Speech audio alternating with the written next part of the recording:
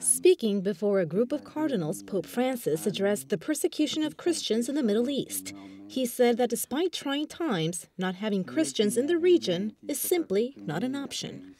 Gli ultimi avvenimenti, soprattutto in Iraq e in Siria, sono molto preoccupanti.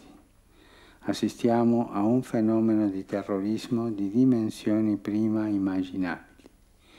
Tanti nostri fratelli sono perseguitati e hanno dovuto lasciare le loro case anche in maniera brutale.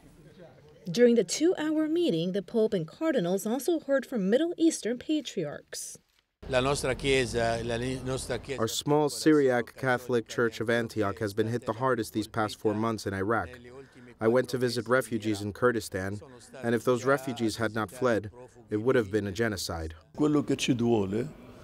What hurts me most is that some Middle Eastern countries, and even some in the West, support these fundamentalists with weapons, money, and political protection.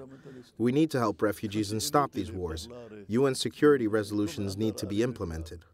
The Vatican Secretary of State, Cardinal Pietro Parolin, described the violence carried out by the Islamic State as unacceptable. They include massive killings, decapitations, and the sale of women and children. He also said that for peace to be a reality in the Middle East, unilateral decisions must be put in motion. And part of that, he said, is based on politics.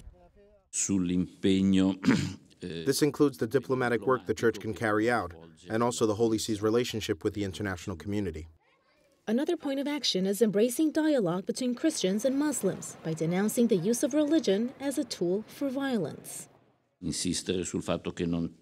needs to be highlighted that this isn't a war between Christianity and Islam. The fact that many countries don't make a distinction between the state and religion is a problem. This makes it even more difficult to convince people that citizenship and equal rights should be for everyone, regardless of their religion. The Vatican Secretary of State also called on religious leaders to denounce the violence.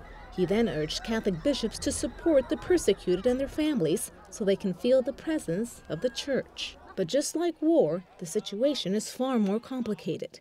Patriarchs said they're faced with a daily dilemma of either recommending that Christians flee from their homes or support them to stay, even when they're risking their lives.